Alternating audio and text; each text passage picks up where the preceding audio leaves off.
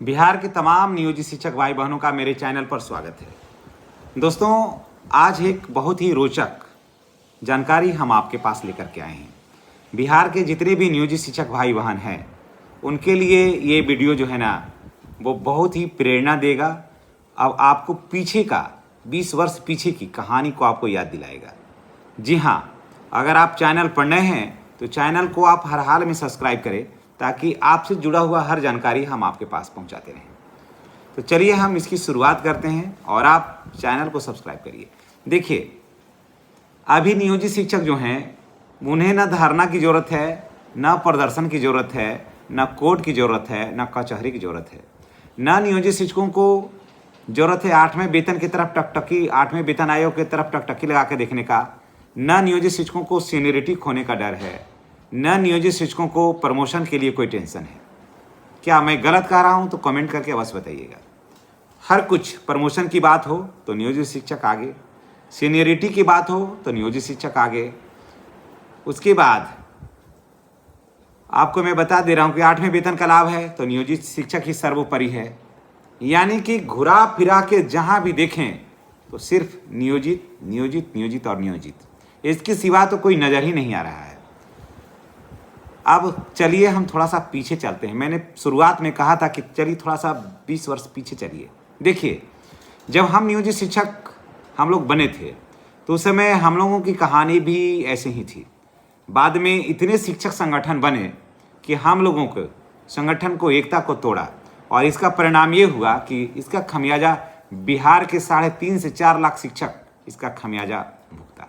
और इसके लिए सबसे ज़्यादा दोषी है तो वो शिक्षक संगठन है जो 32 शिक्षक संगठन काम कर रहे थे दोस्तों, जिनको बढ़िया से प्रोसीडिंग बैठक का नहीं लिखने आ रहा था, जिनको बढ़िया से मंच का संचालन करने नहीं आ रहा था, जिनको पदाधिकारियों के साथ कैसे बात किया जाता है ये नहीं उनको कला मालूम था, वो लोग मठाधीश बने बैठे थे। समझ गए? और हर संगठन सिर्फ पैसा, शिक्षकों से पैसा का शोषण और दोहन किया और परिणाम ये हुआ कि 32 संगठन के रहते हुए आज शिक्षकों की जो अस्मिता थी वो तार तार हो गई। लेकिन फिर भी मैं धन्य मानता हूँ लगभग 80 से 1 लाख शिक्षकों का। सबको त्यागा और अकेले रह गया सिर्फ एक नियोजित बन करके। न इनको अब किसी संगठन की ज़रूरत है, न इनको किसी धारणा प्रदर्शन की ज़रूरत है, न इनको केस मुकदमा की ज़रूरत है। नियोजित शिक्षकों के नाम पर अगर कोई कोर्ट कचहरी की बात करता है तो अब करने ही वाला नहीं है। अब नियोजित शिक्षक इस बात को जान गए हैं। तो चलिए, ये तो यहाँ पर हुई है। अब देखिए, यही हालत यहाँ है। बात करते हैं बीपीएससी से बहाल TRE1, TRE2, TRE3 शिक्षकों का, और साथ साथ बेमौत मारे जा रहे हैं विद्यालय प्रधान और प्रधानाध्यापक। अब आप कहिएगा कि मैं ऐसा क्यों कह रहा हूँ। दोस्तों, जब नियमावली में सोच लीजिए, जब नियमावली में आपका ऐसा था ही नहीं तो आप किस हिसाब से आप कोर्ट और कचहरी लड़ते हैं, जा रहे हैं आप? कुछ समझ में आती है बात? आप में वो दम नहीं है कि आप विद्यालय में ताला लगा दीजिएगा। कोर्ट कचहरी आपको जाने से क्या होगा? सरकार की वित्तीय स्थिति रहेगी अच्छी तब ना आपको सरकार देगी। जब सरकार की वित्तीय स्थिति ही अच्छी नहीं रहेगी तो कहाँ से कुछ देगी आपको सरकार? तो चलिए, मामला क्या है हम आपको बताते हैं। और बीपीएससी में देखिए क्या है, ये भी मैं बता रहा हूँ कि देखिए, एक केस देखिए, उस पर मैंने एक वीडियो बनाया था। सारे लोगों ने बड़ा ही उसको हाथों हाथ लिया था वीडियो को, और वीडियो बहुत ज़्यादा चला था। देखिए, केस संख्या है CWJC 16-276/2025। आलोक कुमार बनाम आलोक कुमार व BSTTA। और एक और भी केस हो गया सेम मैटर को लेकर के, CWJC 40-53/2026। अनीश कुमार व BRVS। ये दोनों जो हैं वो केस करता है। ये दोनों जो है ना हाई कोर्ट में केस किया है। मैटर सेम, डिमांड सेम है, अलग कुछ भी नहीं है, अलग कुछ भी नहीं है। तो केस क्यों लड़ने गए थे? एक साथ क्यों नहीं आकर के केस लड़े? और देखिए, इतना ही नहीं, और कहेंगे तो आश्चर्य होगा। ये लोग केस तो गए करने के लिए, लड़ने के लिए, लेकिन कागज लेके नहीं गए। कोर्ट ने कहा कि किस आधार पर आप मांग रहे हैं, क्या नियमावली में जो मांग रहे हैं क्या नियमावली में ऐड है? इनके वकील का पैर कांपने लगा, समझ गए। इसके बाद कहा गया कि ठीक है, हमको समय दीजिए, अगले बार पेपर लेके आएंगे। तो इनको मौका मिला है 23 अप्रैल को, कहा गया है कि पेपर पूरा लेके आइएगा, नहीं तो केस तो है ना वो खारिज हो जाएगा। समझ गए, सोच लीजिए कितनी बड़ी बात हो गई। अब चलिए छोड़िए इनको, अब चलिए हम लोग अपने में। अगर आप नियोजित शिक्षक हैं, आपको अब इस चीज़ का टेंशन है, अब प्रधान शिक्षक को ही ले लीजिए। वो गए कोर्ट में, है ना, वो भी पटना हाई कोर्ट में गए। वहाँ गए तो क्या मांगे कि जो नियोजित शिक्षकों को मिल रहा है, हे श्रीमान, हम हाथ जोड़ के निवेदन करते हैं, वही हमको दे दीजिए। समझ गए, कोर्ट में कहा गया कि जो नियोजित शिक्षकों को मिल रहा है वही हमको दे दीजिए, उसी से हम खुश हैं।